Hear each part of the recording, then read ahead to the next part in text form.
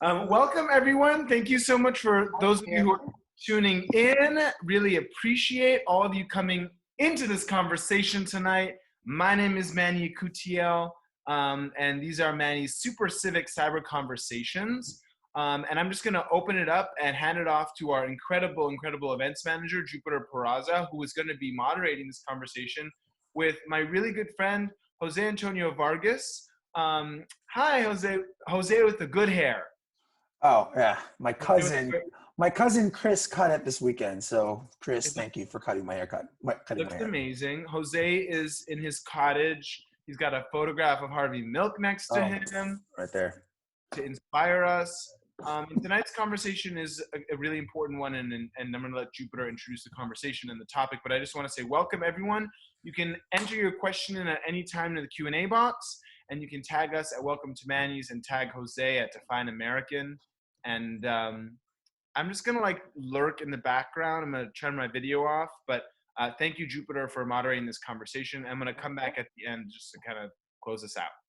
Great. All right. Good night.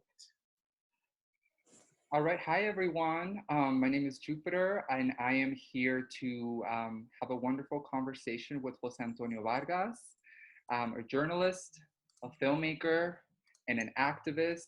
Thank you so much, Jose, for joining us. I remember meeting you the first time, as we were saying, and I remember being so inspired. And I am so glad that we find ourselves here again. How are you today? I'm okay. I am a little overwhelmed, I think, as we all are in different ways. But I'm doing well. But yeah, I remember meeting you, and we talked about you having DACA, and I was like, oh. Yeah. So that's why I'm glad that you and I are having that conversation and having this conversation. Definitely. And I also approached Manny about, we've done a month-long worth of incredible cyber conversations, and there was still a conversation that we hadn't done regarding immigration and how undocumented immigrants are faring during this pandemic. And I thought it was worthy of discussing. And we were just like, Jose, I think he's wonderful, and I definitely think that he's the right one to discuss this. And to begin, it is a very difficult time for all of us. We now more than ever, we rely on our local, state, and federal government to provide us with resources to be able to survive right now. A lot of people have been left unemployed following the closure of businesses. So over the last couple of weeks, the federal government rolled out plans for relief programs. However, the group that does not benefit from this are undocumented immigrants. So I wanted to ask you, just for you to share, can you share with us a little bit about how undocumented immigrants were left out of these federal relief programs and how they've been left out of the entirety of planning our road to recovery? And let me actually just give some context even more to this. This is so ugly and infuriating. Like, I was just reading a story yesterday in the Dallas Morning News that, not only undocumented immigrants, but undocumented immigrants who are married to U.S. citizens. Mm-hmm. So if you're a U.S. citizen and you're married to an undocumented immigrant, which is about 4 million population-wise, right? You, as a couple, because your husband or partner or wife is undocumented, you can't get the stimulus check. I did not know that. I was just reading up on it yesterday, and as a journalist, I was like, wait, this can't be true. It's absolutely true. And so thankfully, MALDEF, right, the Mexican American Legal Defense and Educational Fund, actually sued yesterday and filed a lawsuit against the government saying you cannot discriminate against U.S. citizens who are married to people who are here without Social Security numbers. I mean, that is atrocious. Can you imagine? I mean, so again, I think what we have to keep in mind here is this is way beyond who's legal or who's not, or who has papers or who's not.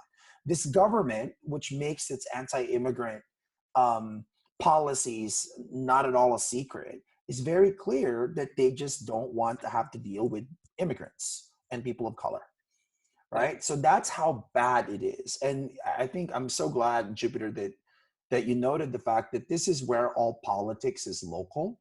I Mhm. remember a few weeks ago, when we were all just still kind of grappling with what's happening. I have in front of me, I don't know how I got a hold of this, but I have this Google Doc in front of me, and the title is SF Educators Stand with Undocumented Families. So before Governor Newsom even announced that he was going to provide undocumented workers in California some sort of relief, people in San Francisco, educators in San Francisco were already organizing, right? So that they could provide parents and undocumented families with students to go to the school district some relief. So this is now, I think, for us. So that's why, at Define American, please go to defineamerican.com. We actually give you 5 things, 5 actionable things you can do. And one of them is, do you want to pledge your stimulus check? If you're getting a stimulus check, to undocumented farmers, undocumented domestic workers, undocumented students, undocumented families. I just think it's important that you think, like, we cannot wait for the federal government to get its act together, especially considering that they think of immigrants as nothing less than as less than human. You have to act wherever you are to provide support wherever you can. Definitely. And thank you for touching on that. You mentioned Define American. Yeah. Can you share a little bit about this wonderful organization that you started? Well, actually, we're celebrating our 9 years pretty soon. And from the very beginning, I wanted to start an organization. So I have Harvey Milk right here. Okay. I went to school at San Francisco State. I used to live in San Francisco when it was affordable. When you can get a studio admission for like $800. Can you Right. believe that? That Wonderful. was actually possible back then. But I'll never forget, like, there was that great quote. There was a quote that Harvey Milk has that was on the Muni in the Castro station, Mhm. right? If a bullet should enter my brain, let that bullet destroy every closet door. I used to see that before, like, I took the Muni to go to San Francisco State every morning, and that was part of the impetus for me to come out as undocumented, 9 years ago, and publicly declare my immigration status, because I didn't fit kind of the stereotype, right? Like, people think of this issue as predominantly quote unquote Mexican, which I think is such a disservice to Mexican people who have been here before there was the United States of America. So my goal from the very beginning was, how do we tell stories, right? Because mine's just one story. You have your own story, and there's so many other stories out there, from undocumented Black people, undocumented, undocumented Muslims, undocumented trans, like, that's all of that, right? So at Define American, we actually collect these stories, and our job is, how do we fight this anti-immigrant narrative? So specifically for this issue, so when you go to our webpage, defineamerican.com, there's actually 5 action items that you can take. And the very first thing we do, so you and I, unfortunately, we're not US citizens because we're not born here and we don't have the legal papers. Right? Mhm. DACA, people forget this, DACA's temporary. By the way, how are you with that? Like, are you Right now I am in the process of renewal, and I'm great? trying to expedite the process because, SCOTUS, the Supreme Court of the United States, they are about to announce their decision, whether they are going to rescind it or not. So that definitely has me on edge. I definitely don't know what's going to happen with this. The Trump administration took DACA in 2017, and that was definitely a whirlwind for me. It was an incredible, it was an incredibly difficult moment. So right now, I am just lucky to have DACA. There are many of other people like me that don't have DACA and don't have this layer of protection. Uh, but right now, I am definitely, I am grateful that I have it. And, I am glad that you brought up that quote that you mentioned from Harvey Milk. The first time around that DACA was taken away by the Trump administration, I definitely found myself in a state of shock and fear, and not being able to cope with what was happening. But this time around, I'm definitely much more calm. I know where my resources are. I know where, I know where to turn to. I know that I will find another way to make sure that they don't take me out of the country that is my home. because it's the only country that I know. So you know, I am I am scared, but I am not gonna cross my arms and just let this, pass over me because I You know, think as as as you're talking, all I can think about is what's so different now is we have community. yeah, There's an entire community of people, like Manny, of course, among them, who will make sure that if DACA is taken away, Manny will do everything he can. We will do everything we can to make sure that we find another way, right? Actually, at at Define American, one of my colleagues, Adrian Escarate, also has DACA, right? And he just got renewed yesterday. And we were just texting about it yesterday, so that's good. But at Define American, since we have him, he's one of our team members. So if his DACA gets taken away, my organization has to actually make sure that we create other ways so we can keep him to be a part of our organization. And I think honestly, I remember Tim Cook, I forget how long ago it was. I think right after DACA, that Trump announced he was going to get rid of DACA on a tweet. I think it was like on a tweet. Tim Cook, said that there are many DACA employees at Apple and he will do everything he can to protect them. So that was the great headline, right? Yeah. Unfortunately, we live in a society that sometimes we don't want to look behind headlines. So I remember thinking to myself, wait, like, what does that mean? Does that mean that if DACA is taken away, is Apple and all the other companies here in Silicon Valley? So if you employ a DACA recipient, if DACA is taken away, what will you do? Will you then hire them as independent contractors, which you're legally allowed to do? Will you then create a specific fund so you can provide them with health benefits and insurance like any other employee? Like, all these details are going to matter. And I think it's important that this is why everything is local, right? Like, so if you're watching us right now, ask your bosses, like, if you have a DACA employee in your work, at your company, right? Ask your bosses, ask the HR department, what are you going to do? Can we make sure we're prepared? So at Define American, we're asking people to actually take a pledge, a pledge of citizenship, which means that citizen is not just this thing that you're born with. It's actually something you do to act. So you have to act on it. And that means acting to make sure that people are not left out, including undocumented immigrants. Yes. You have a very wonderful quote in your website for Define American. It said, "Citizenship is defined by our actions, not by our status." Absolutely.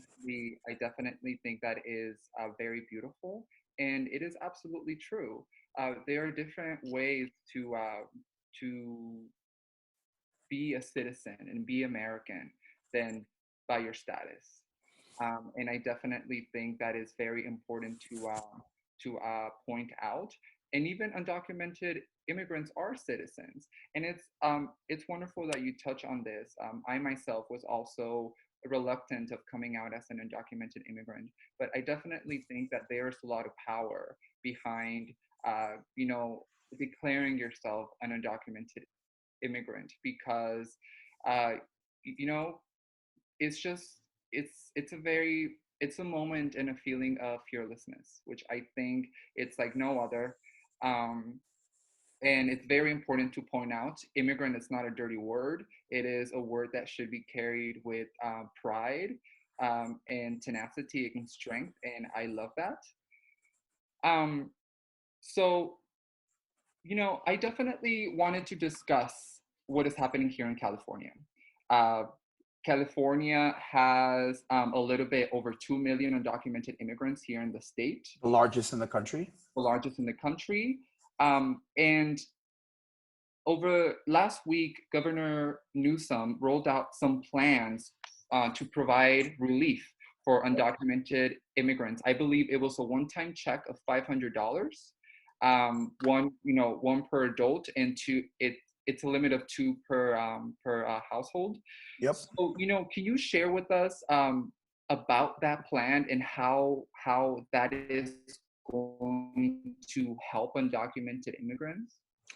And I was remember looking into it because here's what I was doing. So at Define American, we were collecting a list of all the organizations that's collecting money to help undocumented families. And so I actually I reached out to Governor Newsom's office. I used to be a reporter at the San Francisco Chronicle.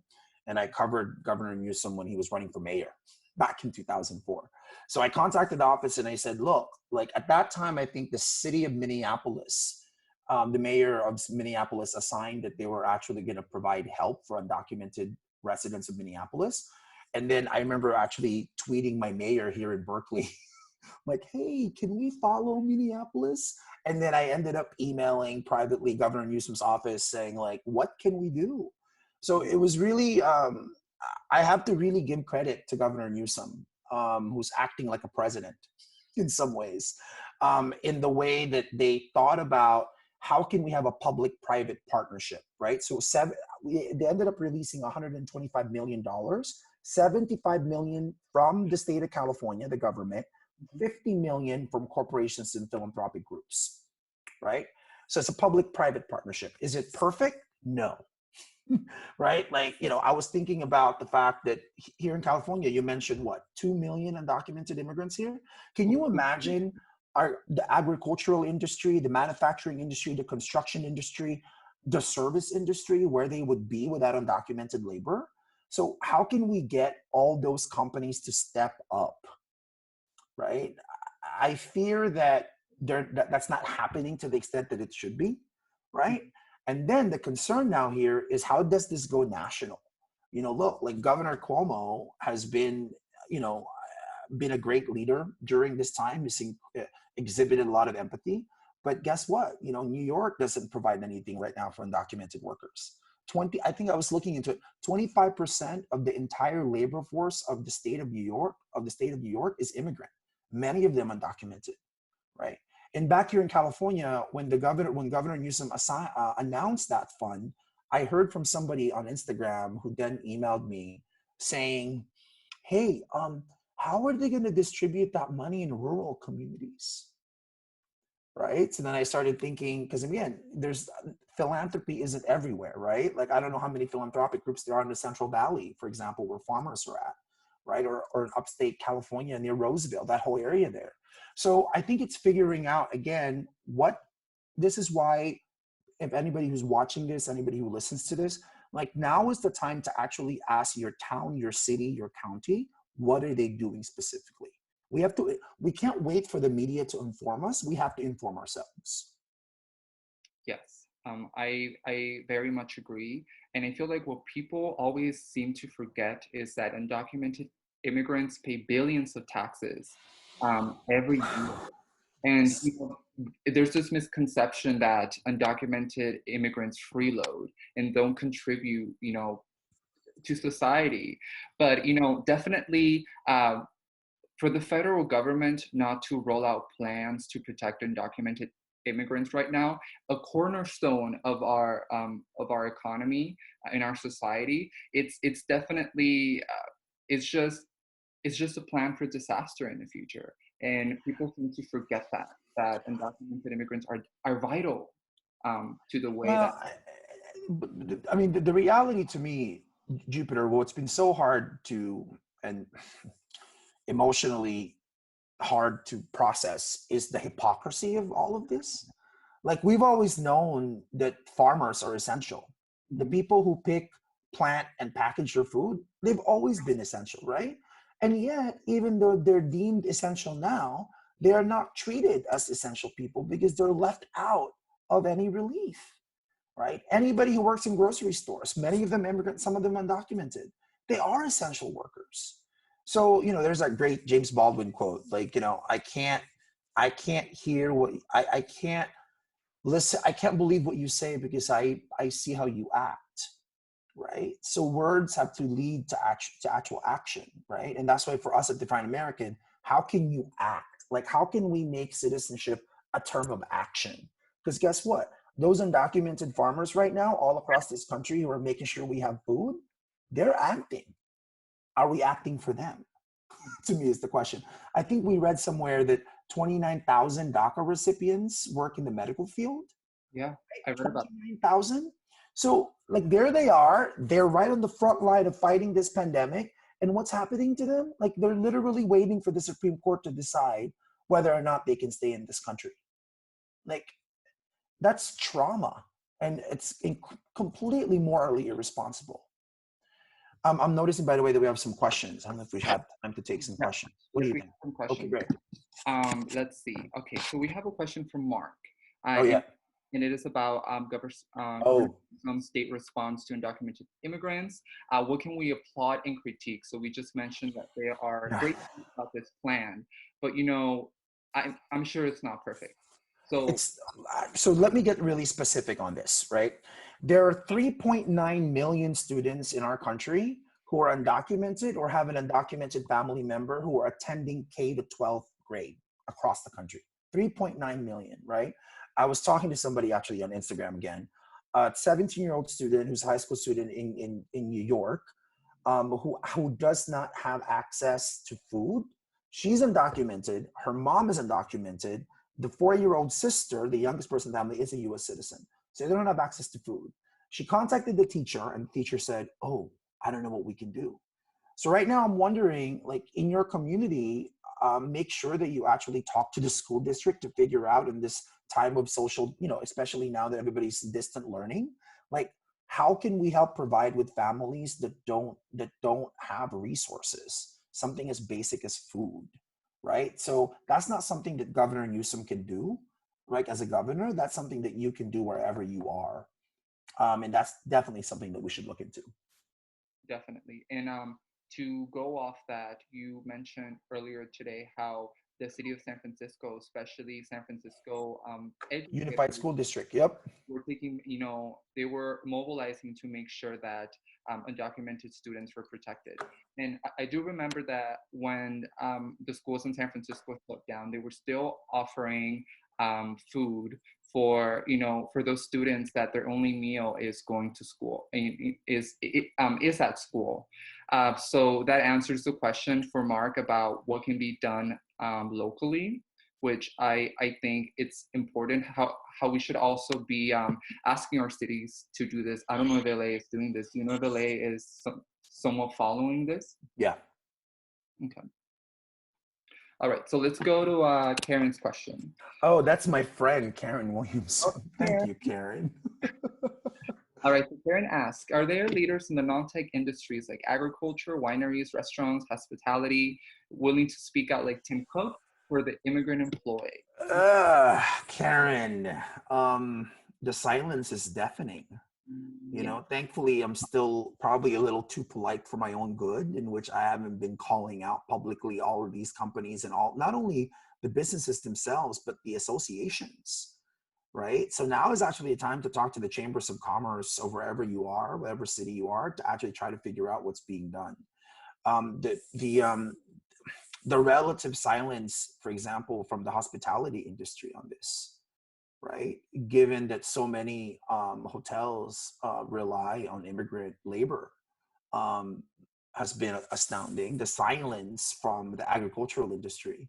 I don't know much about wineries, although given that there's so many undocumented people in Sonoma County who works in wineries, that's something I haven't looked into much, but definitely I will look into that.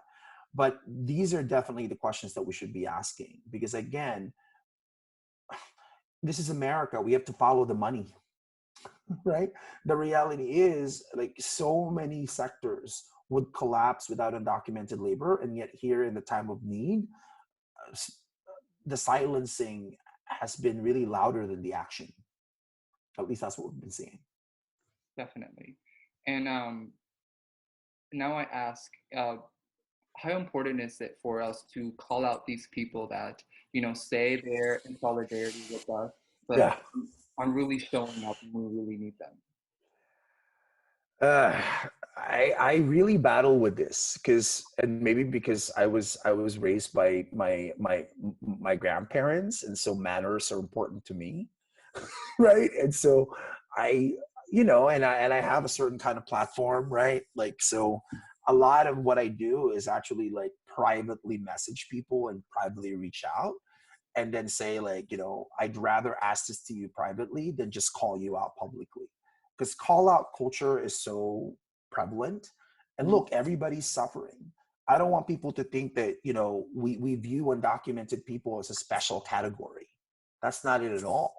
Like, this should not be us versus them. It just means making sure that when we say us, we mean all of us. right? And so that's something that I really balance. Like, for example, with Governor Newsom, right? Instead of like publicly saying, hey, what are you doing? I just went privately. Well, now I'm making it public. But like, I thought it was better to just, since I know some people, to ask questions and like, how can I be of help? Right. And I really, Governor Newsom, I'm sure, faced a lot of pressure from a lot of people to do something. But at the end of the day, he did something, right? Is it enough? No. Is it perfect? No, but it's something. And now I think we have to hold other governors accountable. I mean, I will certainly be doing that with Governor Cuomo, but I think Governor Cuomo has been such a leader here and he could force other states to follow suit. Texas, 1.7 million undocumented people in the state of Texas, right? Like, and in Texas, they can't even drive. Like, at least here in California, undocumented people can drive, and in Texas, they can't.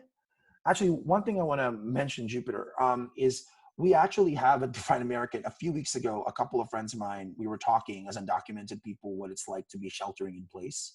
And one of them said to me, hey, like, our lives are kind of like about social distancing, right? Like, I haven't seen my siblings since 1993. So like talking to family members through Zoom or through Skype or through Facebook, that's my reality. That's not social distancing. It's just my reality. And in some ways, undocumented immigrants seems like it seems like we have been conditioned to like know that there are limitations, there are things we can't do, there are places we can't go. So we started this Dear American Citizens video campaign where we asked undocumented immigrants to send videos to American citizens saying, you know what, it's gonna be okay. It's gonna be like, just kind of, we're in this together, it's gonna be okay. So Jupiter, after this, I would love for you to do a video. I was gonna ask, I was like, can I do it? I would love for you to do a video. So we're collecting more and more videos. So if you're undocumented and you're watching this, please join us. Yeah, again, it's a way to kind of connect the dots and people to understand that we actually have a shared experience. Exactly, yes. Yeah. To go into Peter's question a little bit, in the state of California, undocumented immigrants are not seeking resources because they're afraid due to their undocumented status. So I always like to tell my friends who are citizens, how are you showing up for me? Like you that are protected, you that can vote, how are you showing up for me? So to Peter's question, what do you recommend citizens, people who are legally, that have the paperwork, how can they support undocumented immigrants during this pandemic? So this is why, please go to defineamerican.com/coronavirus, because again, we have 5 very specific actions that you can do, right? To actually act on your citizenship. It's not enough, tweeting is wonderful. I do it a lot, but posting on social media is not enough, right? And at a time like this, it's not enough for us to rely on the media. We actually have to inform our own community. Like, for example, what we were just talking about a few minutes ago. I didn't know that if you're married to an undocumented immigrant, if you're a U.S. citizen, you can't get the relief check. I bet you most people don't even really know that's happening. So you have to become your own bridge builder. You have to become, your own information source. So it can be as simple as actually, we have this video series at Define American called In This Together in terms of what people are doing for each other. We ask people, hey, if you want to donate a part of your stimulus check, here are some groups that you can donate it to, right? Again, talk to your local city officials. What is happening in your county, in your city, and in your state when it comes to this? And this idea that we have to educate each other about how this pandemic is impacting different groups of people through different ways. I'm really proud of this, by the way. So on Tuesday, the Black community and the Asian community have been deeply impacted by the coronavirus. So Define American is actually hosting this really amazing conversation with John Chu, the director of Crazy Rich Asians. He's going to be in the panel. Prabal Gurung, the fashion designer. We have Nicole Hannah-Jones, the New York Times reporter who started the 1619 Project, all about like slavery in America. And Franklin Leonard, who started the Blacklist in Hollywood. So they're going to have this conversation around how can these two groups of people show up for each other.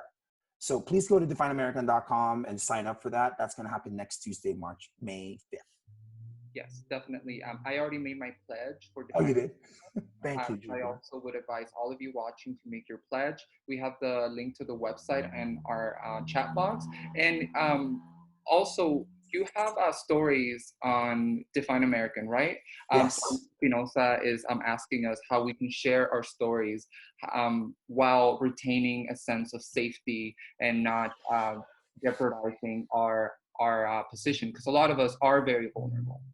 So that's a great question. And at Define American, because a lot of what we do is we collect stories of undocumented people, and we have to make sure that we remind people that they're in charge of their own story. Like, especially as someone who's come out twice in my life, right? Like, coming out and telling your story is a very personal decision that you should do for yourself. Like, Mhm. so we don't pressure anybody to come out. We don't. There are some undocumented people that they don't want their full names to be used, right? There are some undocumented people that still don't want to talk to media. So actually, it's important for you as the person to know that you have the power to say, please don't use my full name. You have the power to actually make sure that you actually cater to your safety first.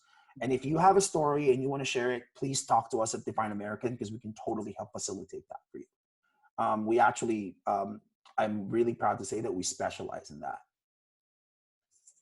Thank you. You know, I am a proud member of the LGBTQ community, and I read the terrible stories about transgender individuals being Yeah. detained by ICE. And one of the questions from Svet is they mention about the lawsuit against ICE, Yeah. about the release of transgender individuals due to the threat of coronavirus.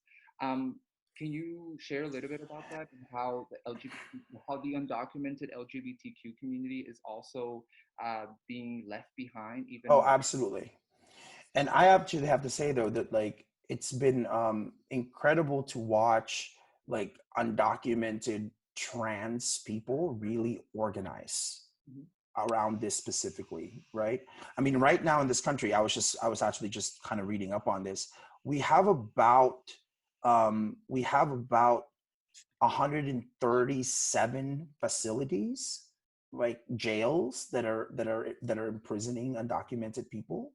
And the reality is that there was a test that they just found that a third of some 300 immigrants tested for the virus. Mhm.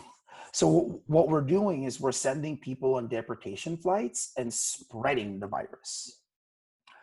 And thankfully, like what you're noting, like, people are actually, trans people, right? Immigrants of all backgrounds are actually organizing among themselves. It's now a matter of how do they get that story out. And this is why local organizing really matters, because that's what we're seeing, right? The reality is we can't just change this. We can't just wave a wand and change this federally. It has to happen actually state by state and municipality by municipality. So I just personally encourage all of that organizing. As we know, as Harvey Milk reminds us, like, LGBT people know that if we don't organize, we get nothing done. Meaning we can't wait for the federal government to act on this. We actually have to act on it ourselves. I very much agree with that. And it seems like we've gone over our time. Oh, we have. So I just shared, by the way, a link to where you can watch. I just sent a link on the chat box. These are all the videos that undocumented people have created, the Dear American Citizens video that Juniper is going to do at some point. So again, if you're watching this, you're undocumented, please add, because we're actually pitching these to journalists, right? So that they understand how connected these realities are, right? So the more videos we have, the better. So please add. Definitely. And just to close out, first of all, thank you so much for staying this extra time. Oh, you're welcome. I don't. I'm sure you're very busy and you probably have something to do right after this. But thank you. And one of the things that I wanted to touch on before we left was, you mentioned this earlier today. This second time around, as I mentioned, that DACA is under fire. I've definitely fallen back in my community, and definitely community has been there to support me and provide sort of support and commitment to, be with me. And I just wanted to ask you, how important is community right now? Just being with one another. I know that it's so tough because we're not physically with each other, but how can we remain in community and still be in our homes and, still be able to mobilize and take action with, without, while still abiding to the rules of staying indoors? I don't know how undocumented people can survive in this country without community. Mm-hmm. Like, I actually think for me, like when I think of my community, I think of all the teachers that I had, like, when I was in Mountain View, when I was growing up in Mountain View. I think of all the mentors that I've ever had who, whenever there was like some sort of, I can't do this, I can't do that because of legal reasons, the mentors have always been the one who said, yes, you can, and yes, you should, right? So in some ways, they have provided for me, they've given me kind of the emotional passport that I needed just to continue to, living and surviving in this country. I would argue that it is the most important thing. And I think what we're finding at a time like this is physically we may not be together, but that is where we are in many ways more spiritually connected, right? I certainly feel that way. I mean, I've spent the past few weeks just touching base with all the undocumented young people that I've been mentoring for the past few years, just to make sure everybody's okay. Because I know especially many of them are DACA recipient, and the mental health toll of this is incredibly, incredibly hard. And the thing that I tell everybody, to quote Stephen Sondheim, is no one is alone. Nobody. Like, you are not alone. Whatever it is that we're going through, somebody else already went through it and somebody survived it. So therefore, so can you. Yeah. That to me is the most important message. Definitely. This takes me back to the first event that I narrated for Manning Super Civic Conversations. This organizer said, when there's a problem, community is the answer. And I just feel beautiful, and I have carried it with me up until now, which you continue to remind me again. And I agree, community is everything. Yeah, absolutely. Yeah. So thank you so much for having me. And everybody, please go to defiedamerican.com and pledge to act like a citizen and contribute and help your community out. Definitely. Oh, hey, man. No, you're not that easy. Oh, what's Jose, up? First, Jupiter, thank you for moderating that conversation. Jose, I remember when you and I first really hung out. I'm just going to bring you back. Oh, gosh. Right before the premiere of your documentary. Oh, yeah. Yes, I remember that. You were shaking. You were so nervous to see what the reception would be like. I remember we were standing outside the Yerba Buena Center for the Arts. Do you remember? Oh, yeah. Oh, I remember that. Yeah. To see over the years how you've grown and all the things you've done and what you've done with Defied American has been so inspiring. And I just want to thank you on behalf of all the people that you're fighting for and activating for. Well, I mean, and guess what? You're doing the exact same thing, Manny. You built a total community here, right? And that's why it's been incredible just like watching all this flourish. And I'm honored to be a part of it, and will continue to be a part of it. And Jupiter, when that DACA decision happens, we're going to do a Manning's thing, and we're just going to, we'll talk about that. Yes. So we'll do that. Okay? Yes, I promise. All right. Thank you, everybody, for watching. Thank you so much. Yeah. Bye. Let me know about the video. Yes.